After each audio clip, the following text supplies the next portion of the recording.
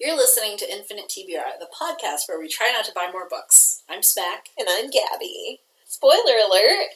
We're going to avoid major spoilers, and when we can, warn when we're going to discuss a particular book in detail so you can avoid that part of the episode.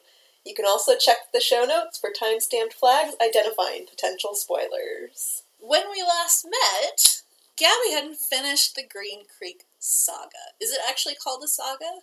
I don't know. It feels like a saga. It feels like a saga. It's the Green Creek books, we'll say, quartet. Quartet, yeah. By TJ Klune. We called it his Green Creek days in the last episode versus his post-Green Creek TJ Klune. Smack's gonna look up when things happened. So, the first one, Wolfsong, was published in mid-2016. That was much more recent than I thought. It's a long time in self-publishing. Is that like the years. most recent? No, that was the first release? No, I mean the most recent, like, of his release books. of that book. You know what I mean? Like how sometimes they re-release? Oh, you know what? I don't know. Let me check. 21 editions. It's entirely possible. 21 editions? Because it's translated into there's a second edition published in 2019. Yeah, so it looks like the first edition was published in mid-2016, and then there was a second edition on Kindle. Well, a different publisher, but I don't know if, TJ Klune was the publisher for both ones, right? Right. So 2016 is when it first came out. I can't tell, how many edits happened, but there's a second edition labeled for September 2019. So at some point... Fascinating. Yeah, right? And then a mass market paperback came out in 2018. So A mass market paperback? Yeah, by Dream Spinner Press, which I think is a legit small press. Didn't they have, drama? I think so, because otherwise I wouldn't know the name. Yeah, me neither. I don't know names of independent publishers. The second thing that comes up, there's Dream Spinner Press on Google, and then there's Dream Spinner Press Controversy. Ooh, yeah. There is drama. Okay, so in 2019, when the second edition came out, authors began reporting that royalty payments due from Dream Spinner Press were late or missing. Uh-oh. Author TJ Klune alleged that $27,000 was outstanding. Holy nonsense. It was later paid after Klune threatened legal action. Get it? Yeah. I do sort of remember this. I know I saw something about that on Twitter semi-recently. It was right before the pandemic. Oh, really? January 2020. Okay. It might still be going on if I recognize it and I'm Right. thinking of it recently. Someone must have tweeted something about it recently. Or maybe we just remember things from before the pandemic easier. That's what I'm going with. I don't know if that's true for you, but I've been thinking about that a lot. And, if I just say what day it is, what year it is without thinking, I still say 2020. Yeah, that's true. Horrifies me. It's like the new 1990, how since we were born in 1990, everything is 30 years ago. I would like to think it's like that, but I'm pretty sure it's trauma-based. Oh my God. Anyway. So, they were a Florida-based LGBTQ romance publisher, Dream Spinner Press, in January of 2020, retained the law firm Berger Singerman LLP to handle restructuring of the company. Yikes. The CEO said the press plans to remain open, viable, and operating, and that it does not intend to file bankruptcy at this time. I wonder how this ended. How does the drama end? I don't know. Has it ended? Is it still ongoing? I don't. There's not legal stuff can last quite a while. I know. Oh, there's one from 2021. Hot off the presses. I know. We're not late to these things at all. Oh, 2021. There's a Medium article. It says, "The true story of a publisher who stopped paying its authors and is somehow still in business." Dun, dun, dun. Yeah, this is a really long article. Anyway, Google it if you care. Look up Dream Spinner Press Controversy. It's all online. It's all online. But anyway. Okay, that was moderately entertaining. I was actually going to look up the dates. Oh, the fourth book came out in 2020. I was about to say, so really recently, Yeah. which completely... See, you are just as Yep, confused I'm as I am. just as confused as you are. Oh my god. That was only like a couple months ago. We're in 2020 Oh my right god. now. Oh no. The Italian version came out in 2021. The The Spanish version came out in April 2022. Like now. Like now. right now. Yeah. So he started in 2016. I guess it's still technically going because of the translations, but it's a 4-year. Yeah. A book a year. In addition to The second all his wizards, which is like, another quartet or quintet, plus his 2 big ones that are out now. Yeah, and I know he's also written, there's a graphic novel in there somewhere. Of wolves. Have you ever looked at his bibliography? I have once. It's truly lengthy. Yes. Which is why I was under the impression that these were, older. Right. Much older. I mean, one of the things that keeps coming up in my, unrelated research into self-publishing is that, you gotta be able to write really fast. I guess, yeah. A book a year is glacial for self-publishing. Whereas in traditional publishing, if you publish more than 1 book a year, people will get tired of you. Wow. Yeah. You gotta be a big name. James Patterson does, 50 books a year or whatever. I know. Quote unquote. Sorry, he made some air 100% quotes at her. has ghostwriters and stuff, but he's one of the very teeny tiny few who is, quote unquote, allowed to put out more than 1 book a year. Gotcha. Yeah. Fascinating. It is. It's because the audiences for traditionally published books and self-publishing books are quite different. There's very little overlap. I think there's more overlap than there was a couple of years ago, but it's still not. They're very separate career tracks. And you can do talking both. to you about this because I know none of this stuff. I've been doing a lot of research because I want to be a hybrid author, which is when you do both traditional and self-publishing. Just to make yourself extra stressed. Yes. As a slow writer, it's going to be great. They both have their own unique stressors, and you said, what if I had all of them at once? What a great idea. Oh, dear. But I just find the industry research I've been doing into self-publishing absolutely fascinating. And it's a lot less opaque than traditional publishing, because part of trad publishing's, mystique, I guess, is gatekeeping. Yes. Gatekeeping, making sure that authors...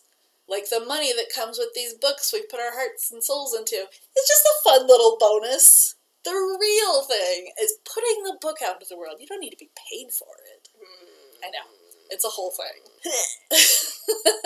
Well, cool. Yeah. Interesting. My own little tangent. A tangent to our tangent. Indeed. Anywho. On our last bonus episode, Gabi went through the first 3 books of the Green Creek Quartet by TJ Klune. Extensively went through the 3 books of the Green. Enough that we have a bonus episode. We have a bonus episode. Long tangent. But now she's read the 4th book. Yes. And so we're finishing off that tangent. Yes. Plus some other, werewolf stuff. I will say, like I said last time, this whole episode is now spoilers, probably for the whole Green Creek Quartet, including the 4th book. So again, if you care about Green Creek spoilers, skip this episode too. Just head back to the regularly scheduled programming. Yes. I'm going to start by retroactively having listened to and edited the last bonus episode. I do feel the burning need to appreciate Smack's alfalfa joke because it was hysterical and I completely missed it while we were recording. I must have been just so focused on... You were very focused. The Green Creek I made that joke twice. You made the joke twice and I missed it both times. Heard it while editing and lost my mind. But it was hilarious. It's nice to be recognized. Okay. And we should also explain, at one point I mentioned OTP. Yes. Mac, would you like to explain what OTP is for people? Like, the way she brought this up to me was, would your dad specifically know what OTP meant? And I was like, I don't know why you're pulling my dad into this. Usually... But no, you would not know what Usually I use my own parents as like a litmus test. Like, That's smart. is it short enough that my mother can pay attention to it? Does this explanation make sense to someone who has never, ever, like, she asked where a meme library would be? So, it's a generational thing. Yeah. But since my parents do not listen to our podcast, thank God, then Gabi's parents became the litmus test. And I can say with confidence, my dad has no idea what OTP means. Yeah. So OTP... Or I would be very surprised if he did. You might actually be able to understand this better, so jump in if I miss anything. But OTP stands for One True Pairing, and it's an internet term. Yeah, I came across it reading fanfic on Archive of Our Own. Right. I think that's pretty much only exposure I've had to it. Yeah. / on Twitter, people will say it as like, so when people say this is my OTP, usually they mean something like, these are the two people I see ending up together. Yes. That I am heavily invested Yes. in. There's a degree of investment that is implied when you use the term OTP, and it is a heavy degree of investment. And I used it during the Green Creek bonus episode.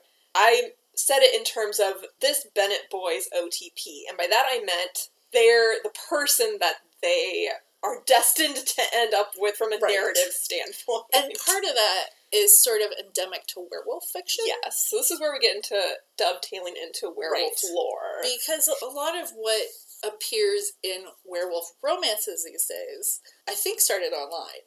So it's completely unrelated to real wolves. Just keep that in mind. This is fully a human creation. This is Smack's expertise. I'm so excited. I did my MFA thesis on werewolves and real wolves. So, I know way more about this than any one person should. So, there's this idea of, like, wolves mate for life, therefore, a lot of werewolf fiction has, like, this whole soulmate vibe going, and so that dovetails with the OTP, and is sort of magnified by the fact that it is a romance novel. Yes. And so, like, obviously, at the end of a romance novel, the main couple gets together happily ever after, or happily for now, and in werewolf fiction, it's magnified, because this person is your soulmate, mate for life. Being a mate of someone is like a term that shows up in so much werewolf fiction. And depending on how it's executed, you sometimes, like, have little to no choice in it. Yes. And sometimes that's portrayed as romantic, and sometimes that's portrayed as, I don't like fate. Like, the whole fate versus free will is kind of where it plays in. And you can find, there's so much werewolf fiction out there that you can find any iteration. Enemies to lovers as, like, destined to be lovers, or getting stuck with someone, and, like, how much being destined to be with one person sucks. And in Green Creek specifically, he clearly tried to toe this line a lot, because they do have mates. And it's actually funny because they call it something silly, because it's like an ongoing joke. They call it something like the moon magic. They have their moon magic or something, which is what they refer to as, like, they finally got together, they finally did their moon magic thing. It's very funny, running joke. And everyone's, like, really mad when they use it for the first time, because they're all convinced they're not going to jump onto that terminology train. And then they use it and they're like, but it's so appropriate to describe the situation. So that's how they refer to it, as a joke in Green Creek. And there is very much this idea of, like, there is one person who is your mate. Right. But he kind of dances around this, but you also have free will somehow. Right. Like, if you don't want to be with your mate, like, that You'll causes... be miserable, but it's possible. But it's possible. For example... Does he ever go into, like, werewolves who never find their person? I don't know. I don't remember if that's specifically discussed. They do talk about... So, Murder Dad is married to Gordo's mom, obviously. Right. His... Oh, sorry, that's a witch thing. Sorry, Separate. So no mates in that situation. Okay. I'm getting my things make my wires. I'm getting tethers and mates. Oh. Because they're different. Oh my god. Okay, so explain the difference between tethers and mates. Okay, so mates are in Green Creek more like your OTP, which is just Your soulmate. Your romantic. Well, so Kelly is Ace. Oh, so really? there is, like, there's that suggestion. But he's not aromantic. Correct. Okay. But there's that suggestion of... Ace means asexuality. Yes. All it means is that, like, you're not sexually attracted to people. It doesn't necessarily mean that you're sex repulsed. Right. Although there's a spectrum, yes. Yeah. But basically, you don't want to climb your soulmate. You don't want to climb your soulmate. Anyway, yeah, that is, you're not wrong. So there is that suggestion of, it's not necessarily sexual, or even, I guess, romantic nature. He didn't really go that far in terms of ace rep, but there's that suggestion of that direction, anyway. Yeah. And then tethers are a tether to a werewolf or a witch, because I think witches have tethers too. They're like path bonds, right? That's like separate. Magic? Oh my god, okay. I will not interrupt, keep going. So they're pack bonds, which are just, when you form a pack, you kind of have this almost telepathic bond with people. Fully magical. Mm-hmm. The Green Creek pack specifically is unique in that they end up absorbing humans into their pack. Right. And which humans, in universe is like this new thing. Does not happen. Yeah. Green Creek is like kind of this very special spot in Oregon that has this like old magic that causes these interesting things. Is kind of the only way they've... Right. The magic in these books is very... Numinous. You just go with it. Almost to an annoying degree, in my opinion. That's unfortunate. Because they could do... The witches could be... Anyway, that's a whole separate issue, but... Anyway, so because humans are getting absorbed into the pack, they also form pack bonds, but not to as specific a degree as the werewolf do. So they can kind of get impressions from the humans, and the humans can kind of get impressions from the wolves, but it's not as direct. It's not like straight telepathy. Yes. Okay. So those are the pack bonds. When you form a pack, you form bonds with your pack mates. Mm-hmm. Tethers... And each individual pack mate has a bond, like it's a web, right? Yes, it's a web. You have a bond with everyone in the pack. Yeah. Tethers... As a werewolf, you form a tether with a concept or a person or a group. Like for some wolves, it's your pack. Your tether is your pack. So as long as your pack is sustained, tethers in general is a way of wolves of keeping kind of their humanity or sanity. Okay. So if they're untethered, they run the risk of turning omega or feral. And that's omega and feral in these books is synonymous. Basically the same thing. Okay. And then if you're feral or omega, if you're unattached to a pack or an untethered long enough, you can be unattached to a pack and kind of move around. That's kind of what Robbie did for a while. It's not an ideal situation, but you won't lose your sanity because you kind of form temporary pack bonds as long as you're tethered. Yeah, so your tether doesn't have to be your pack. So Correct. You can move between packs. Okay. So some of that depends on what exactly your tether is. Right. So for Robbie, his tether is the memory of his mother. It can be a memory, a very strong attachment to a memory. In Kelly's and Carter's case, they're tethered to each other. These are two brothers, two of the Bennett brothers. So some wolves are tethered to their families, some are tethered to their mates. So your tether can change. There's just that, it's this interesting, when you first become a werewolf, there's that risk that you won't find a tether? Establish a tether. Okay. And if you don't do it within a certain amount of time frame, you run this risk of becoming feral. Crazy. And some wolves know before they even become a werewolf what their tether is going to be. Like Carter knew Kelly was going to be his tether because he was just like, my little brother. I'm going to protect him. So that's very precious and all that. Etc., etc. Etc., etc.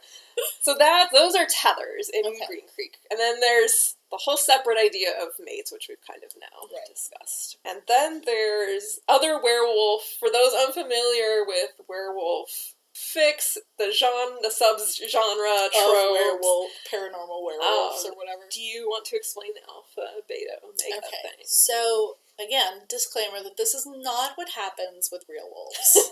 This is completely unrelated to any non-fictional counterparts. But in werewolf fiction, there's usually this idea of the alpha pair, usually heterosexual, but not necessarily, where they are... Sometimes they're the parents, but they're always the leaders of the pack. I think in Green Creek, at the beginning at least, it starts off with the parents of all these kids. Well, usually it's one alpha, not like Oh, a really? pair of Oh, alphas. okay. Well, I guess that happens. Right. A lot of times it's an alpha female and an alpha male. Right. And it's usually based on, like, their aggressiveness or their protective. It's almost like it's like a different gender. Sort of? Not Like, well, it is hierarchical, but like not gender norms, but stereotypes? I guess. Sort of. It's basically... There are a certain number of traits they usually have. And they're almost always mates. I'm sure it exists, because everything exists in werewolf fiction. But... everything exists in werewolf fiction. But I think it's usually, like, they have to be mates to both be alphas. Oh. So in Green Creek, each pack only has one alpha. Okay. Can be male or female. They actually do have both, which was a low bar to meet, but he met it. And then everyone else in the pack is a beta. Okay. Green Creek is, again, unique and special in that it ends up being it's a 2 alpha pack, so because Joe and Ox both end up being alphas. And it's an interesting situation because Joe and his brothers in Gordo went off to go hunt Richard Collins for 3 years. And since they pieced out, there was this power vacuum, this alpha vacuum in Green Creek, and that's kind of how Ox stepped in and became this human alpha, which is the first human alpha. Right. And then Joe comes back and sort of reintegrates with a pack. Yeah, so there isn't like this who's gonna be the alpha. It's more like they do this very interesting integration thing. They become a 2 alpha pack, which is another thing everyone's really wiggy about. And in some ways they end up distributing it a bit because there's this whole thing with the virus, so Ox kind of becomes the alpha of all the Omegas, and that's how they refer to the alpha of the Omegas that are getting affected by this virus, because for reasons in the book, he kind of forms automatic temporary bonds with all the Omegas that got infected by this virus when they get infected. Mm-hmm. So they all are kind of drawn to him, so all these Omegas show up to go be part of Ox's part of the pack. So it's a very interesting integration thing. But anyway, that's how Green Creek did the alpha thing. Also, I know we're talking about werewolves, but I do want to point out that for real wolves, Omega, everyone assumes that they're abused, they're at the bottom of the pack. Yes. They're, the runts. Sometimes they're portrayed as the runts or the... Which can be true. But a lot of the time, Omega members are the class clown. They're the ones who bring the temperature down. Break the tension. Yeah, when 2 other wolves are, jostling for dominance, whether it be to, be one of the breeding pair or just, I got up on the wrong side of the bed and I hate you today. So they're the emotionally intelligent wolves. They are, yeah. I don't know if I'd go that far, but, they're important for pack cohesion. Which is never the case with, that's never how they're portrayed. Which makes me sad. And then you had mentioned wanting to discuss magic versus science werewolves. Is that a separate thing? Oh, right. Okay, so that is sort of a separate thing. And the werewolves in the Green Creek books are 100% magic werewolves. Everything is magic based. Yes. But, you get stuff that's, more magical or less magical. I guess science werewolves isn't quite how I'd put it. How werewolves are in the real world. Right. But, you get this stuff where, the saliva is what turns you into a werewolf or whatever. It's not this magical... more of a virus thing than And so magical werewolves are usually the ones with pack bonds and tethers and all that stuff, whereas the less magical werewolves, they, for example, they will be the same weight when they change from human to wolf and back. Like in Mongrels. Yeah. I'm in the middle of Mongrels by Stephen Graham Jones right now. They literally just had that little snippet about conservation of mass and how, if anything, you lose weight when you switch to a werewolf because you've burned off so many calories doing the shit. Right. So that's a science werewolf. Yes, that's a science werewolf. Green Creek are magic werewolves. Yes, Green Creek are very magic werewolves and very hand-wavy magic. Right. It's just 2 different ends of the spectrum. Yes. And it usually has more to do with the world building. Yes. Than why someone is actually a werewolf. Right. So. Anything else you want to bring up, werewolves? Oh, expert. Oh, werewolf expert. I don't think so. Okay, so now we're at Brothersong, which is the 4th book. I'm going to try and recap. So the first book is Wolfsong. Oh yeah, first book is Wolfsong. Second book is Ravensong. Third book is not Cockroach Song. The third book is, I don't actually remember. Heartsong. Heartsong. There are 2 shorts sprinkled in there. One is called Love Song, the other is called Feral Song. Can I just say I'm really upset that he didn't continue with the naming? I'm sorry. Like, technically they're still songs, but, like, they should 100% be animals, not Yeah, I don't know what his... concepts. Like, so Wolf and Raven Song makes sense. Because the first one characters. is, like, the introduction to werewolves. The second one, Gordo has a raven tattoo. He has a raven motif going on. See, like... And then it was like the third one came along and we were like, well, we ran out of our major motifs. We can't call it Memory Song because that gives away the whole thing. So I guess we'll just call it Heart Song. And then we really just like left all that behind and called the 4th one Brothersong. Well, if you're gonna break with it anyway. Yeah. So the 4th one is, I sort of brought this up last time. The first 3 books are from the OTP point of view. In that, like, the first one is from Ox's point of view. So, versus the Bennets themselves. Because this whole thing is about the Bennett werewolf pack of Green Creek. But the first one is from Ox's point of view, who ends up with Joe Bennett. The second one is from Gordo Livingstone's point of view. He ends up with Mark Bennett, who is the uncle of the 3 Bennett brothers. I should maybe do a quick family tree. Let's do a quick family tree. Quick family tree. Starting in the first book, when everyone's still alive, when the current generation is still alive, there's the alpha of the Bennett pack, who is the father of most of the pack. Yes, it's Thomas. His brother, so everyone else is betas. His brother is Mark Bennett. Thomas's wife/mate is Elizabeth. And their kids are, in order of age, Carter, Kelly, and Joe. All boys. All boys.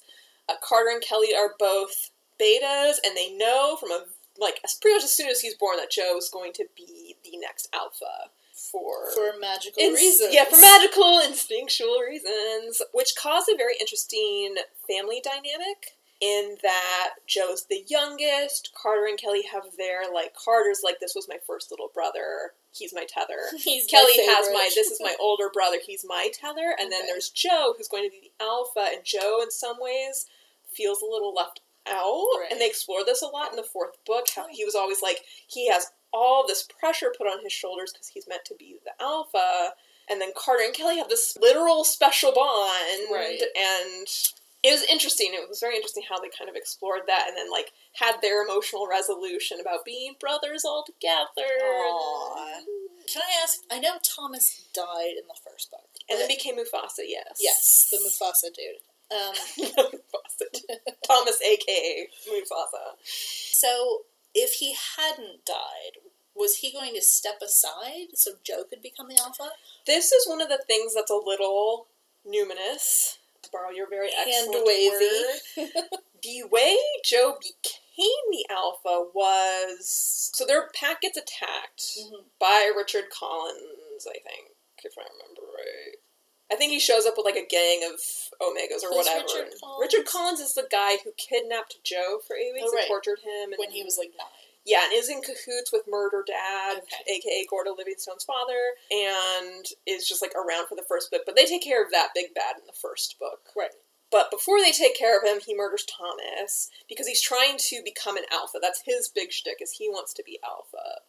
And you can steal alphahood from other wolves by, murdering them. Yeah. And he got, 90% of the way there, and then Joe basically swept in at the last minute, and Thomas was dying anyway, and, finished it. Which let him... Did Joe kill his dad? Oh. Mm-hmm. Oh, boy.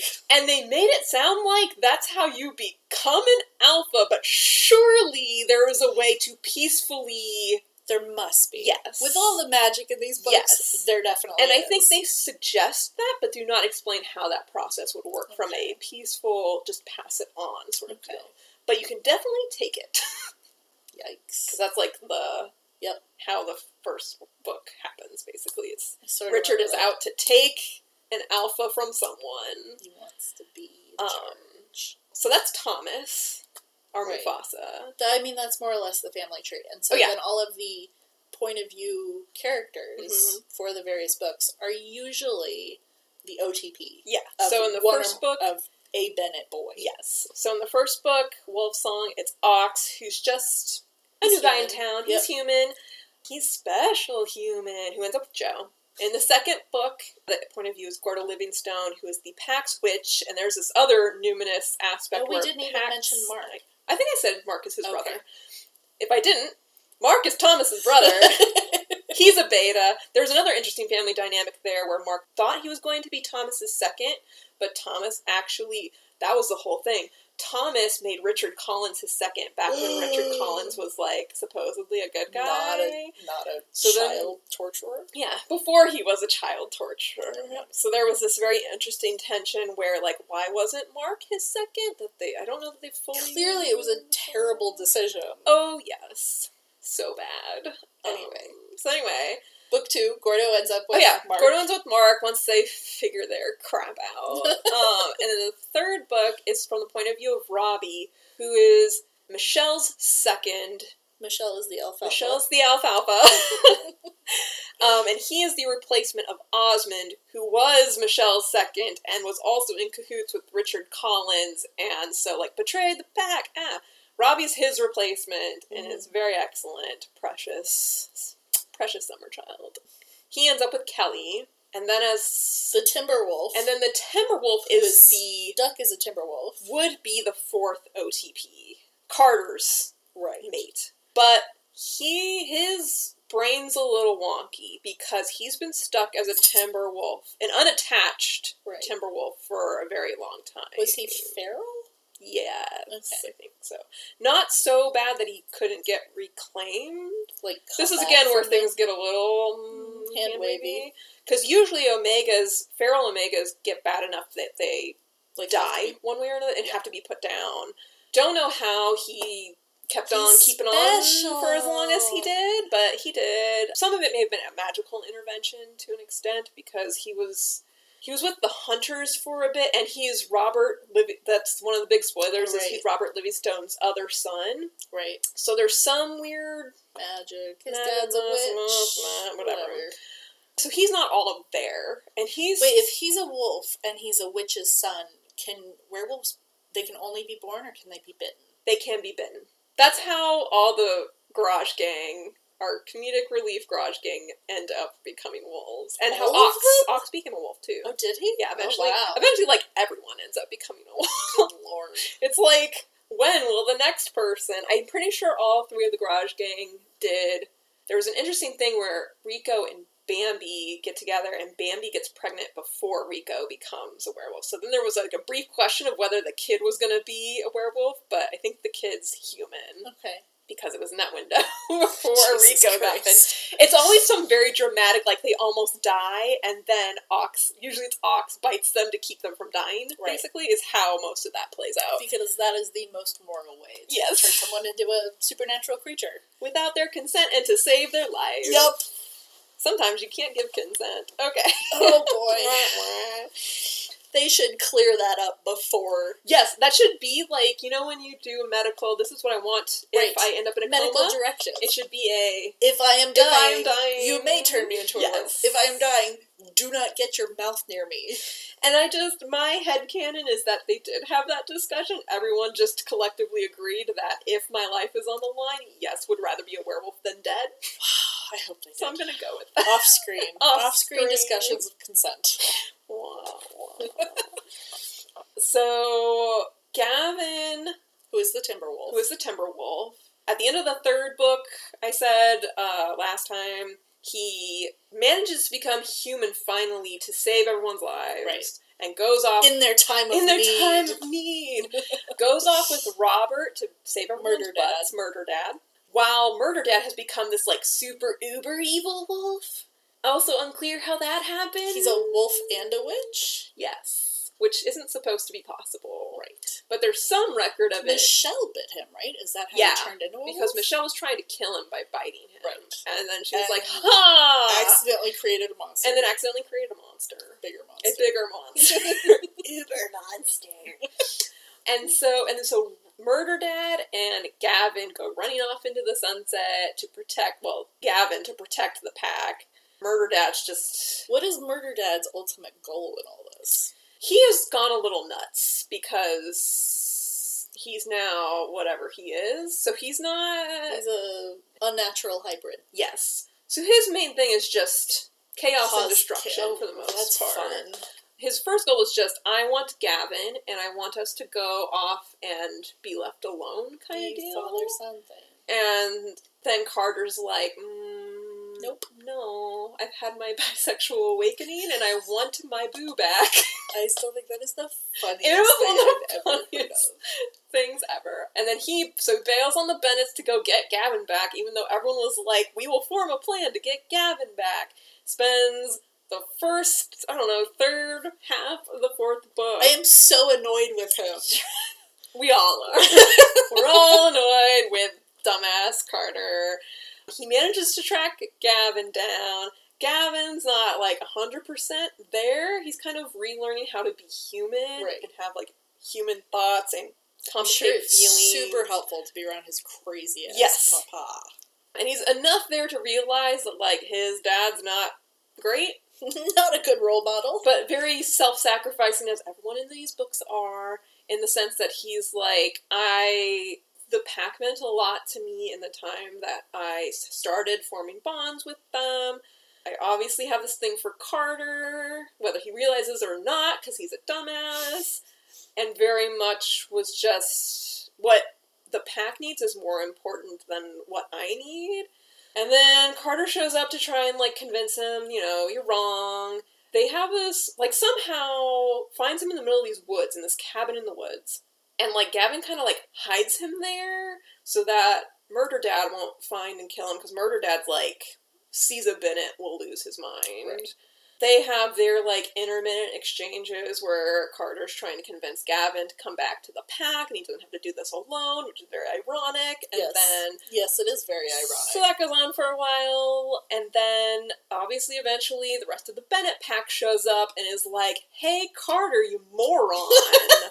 We're taking you all back to Green Creek now. And at that point, Carter had been convincing Gavin long enough that Gavin can be talked into this. Right. They make a break for it, make it all the way back to Green Creek, and also they've managed to get a whole bunch of witches together to form this weird gates, this fence circle around... A magical fence. A magical fence around Murder Dad. Also a magic prison. Yes, kind of. While everyone else, these witches, I guess, are just stuck out there maintaining this magical fence, while everyone else runs back to Green Creek. That sounds like a great plan. To try to figure out what to do about Murder Dad. Oh, because obviously at some point the witches will fail and Murder Dad will kill them all. Well, there ends up being a traitor, is what happens. One of the witches is like, actually, I'm on board with this agenda, so I'm going to start letting wolves in to be omegas and which ends up being sort of betas for it. It's complicated. It becomes Murder Dad's gang of wolves, basically. So Murder Dad adopts a bunch of omegas. Mm-hmm. And they're all crazy together? They're all angry and crazy together. Oh, that sounds and toxic and whatnot. So they're back in Green Creek.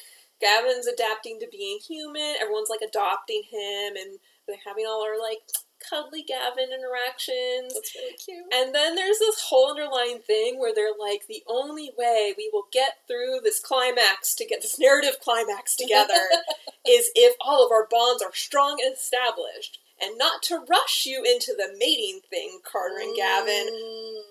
But also, you might want to step it up a little bit. And Carter and Gavin are, dancing around each other because there's this question of, how together is Gavin, mentally and emotionally ready for, marriage. A human relationship. And Carter's just a dumbass. So they're dancing around each other, and everyone's like, why don't you just talk to each other? That's rich coming from the rest of these books. No!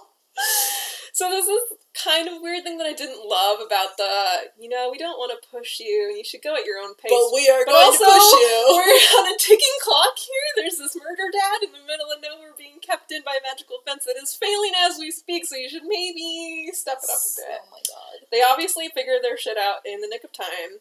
I don't remember how the rest of the climax goes, but everything works out. no one major died. Really? Yes! I was so ready for Elizabeth to die. Because she's always, the woman. It's always she's the mom. The mother.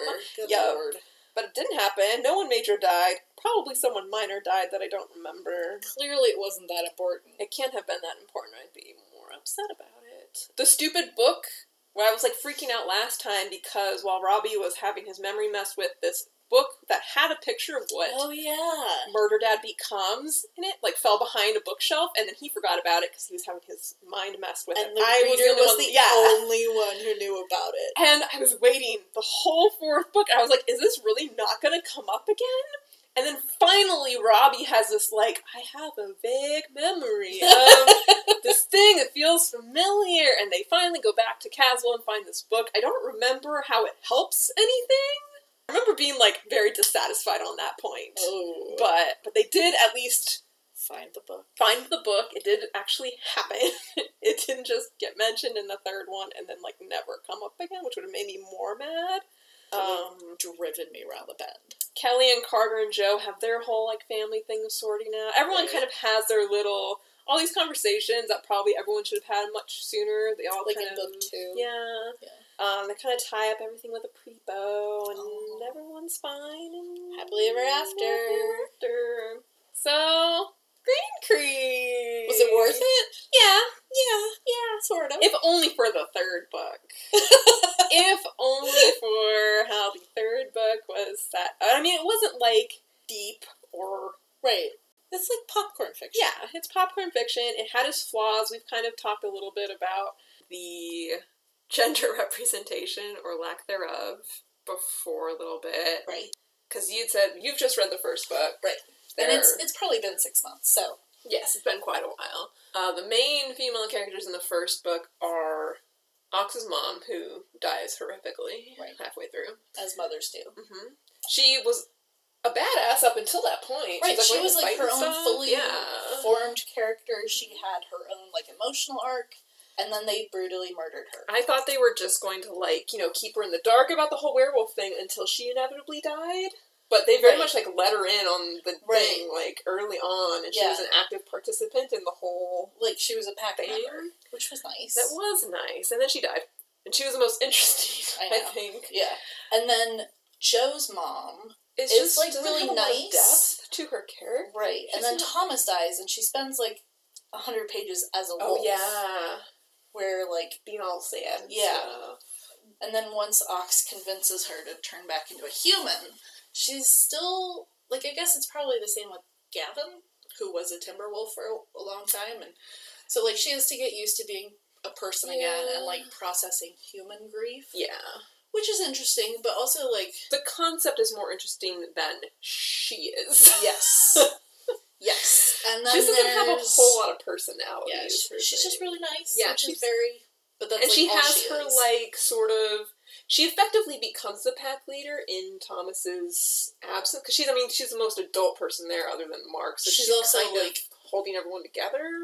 Yes. So she kind of smacks her kids around when they need a, like... Not literally, but like a get your head together kind of thing. Right. Except that pretty much the moment Thomas dies, all the boys, the werewolf boys, leave. Yes. And so it's, what is it? It's Ox and his mother and Elizabeth and Gordo, pretty much. Who are left behind? Yes. Gordo went off with the sons. Gordo, It's the 3 sons and Gordo. Elizabeth was like, you don't let my sons die, or...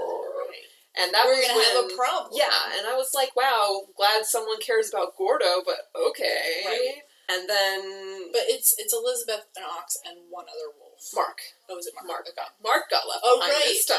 Right, because Gordo... Oh, God. And then the Garage Gang. Right, who are all human and are eventually brought into it. But, like, the only other... I guess Michelle shows up briefly in the first book. Very briefly, the alfalfa. And then... Ox has a girlfriend for a brief period of time. Yes. But, like, her name is Jessie. She's okay, but, like, by virtue of the fact that the reader knows that Ox and Joe are going to end up together, she's really just sort of like an obstacle. Mm-hmm. She is Ox's training wheels, basically. That's how she starts. I don't know if this happened enough in the first book that you got to it, but she does come back and becomes a pack member. Right. And that does happen in the first book, but, like, she's... That's a part of it, is that she's the sister of one of the Garage Gang. Right. So that's how she kind of sticks around. Yes. Eventually does form a relationship with a female Omega. Oh. Who, once Ox starts attracting these Omegas, these infected, she's one of the Omegas that gets in, they start having a thing. And well, I was quite dissatisfied with the female character offerings in the first book. And then to hear this whole thing with Michelle about how you don't really know if she's manipulated or power hungry before she dies, like, that's like the two extremes that a bad woman, quote unquote, in fiction can be. Yep. She's either crazy or she's power hungry, and therefore, either way, deserves to die. And she could have been a very interesting character from the sense that, like, she's supposed to be responsible for all the werewolves in North America, and the Bennetts have effectively checked out a bit. Right. To deal, like, because historically, the Bennetts are supposed to, like, take Michelle's job and take care of everyone. And Michelle steps up. Yes. So could have been played as she's doing her best to be responsible and step into this role, and it could have been played as just her trying to make good just made some bad decisions, but for good reasons kind of thing, and instead got played off as this power hungry and disappointing. I know. And it would have, even if you're going that route, she could have had a very interesting, even just semi-redemption arc in the fourth book if they'd kept her alive. But no. But it's also a huge cop-out to kill her and then not have to, like, actually clarify. Yeah.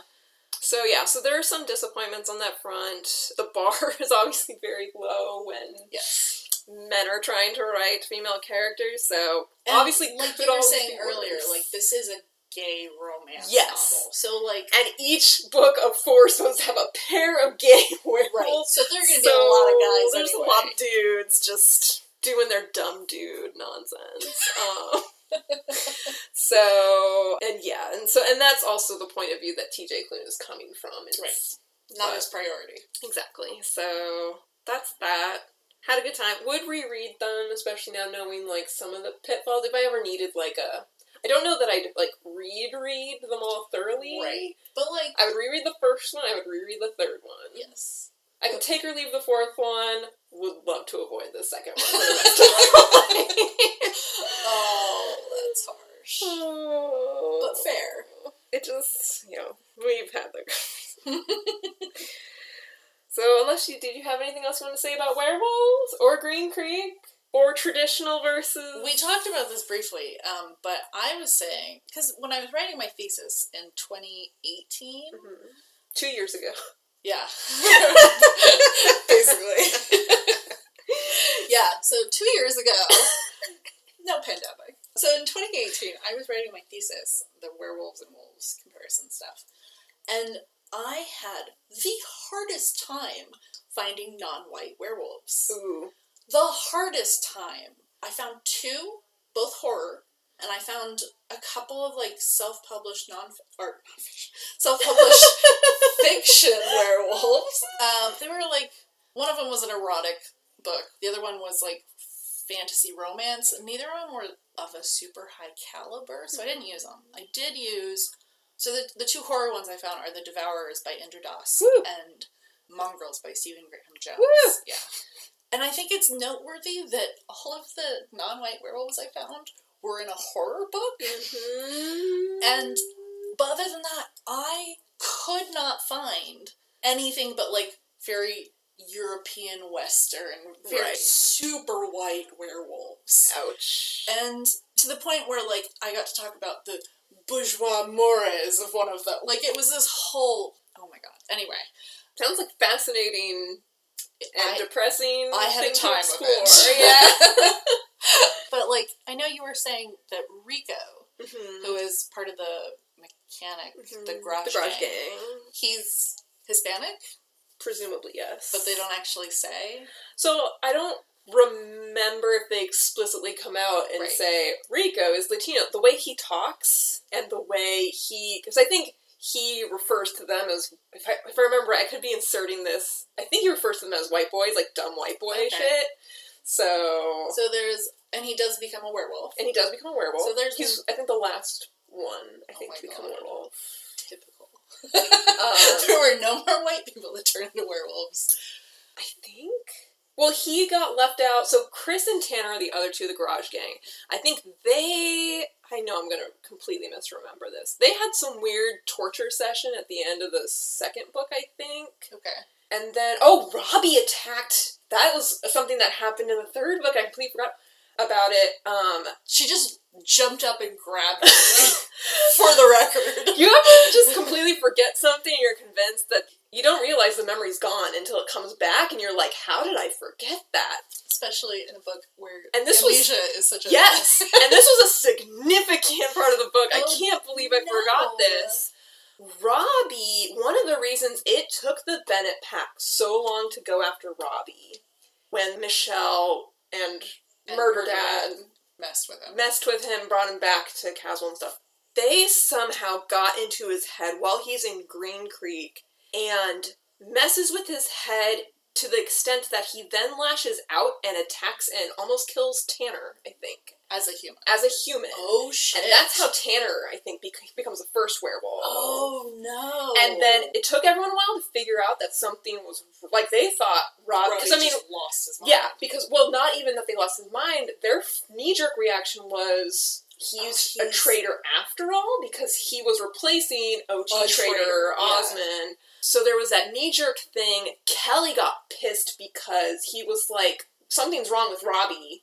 And no one will... And they did, but it took them... a while. Yeah, so their knee-jerk reaction was, we have to protect our own, get Tanner back. Circle the wagons. So they put it off longer than... They should have. And it caused this big tension between Kelly and Carter, which is one of the reasons at the end of the third book, Carter is like, I hope you'll forgive me and understand me, because now I understand what it was like for you.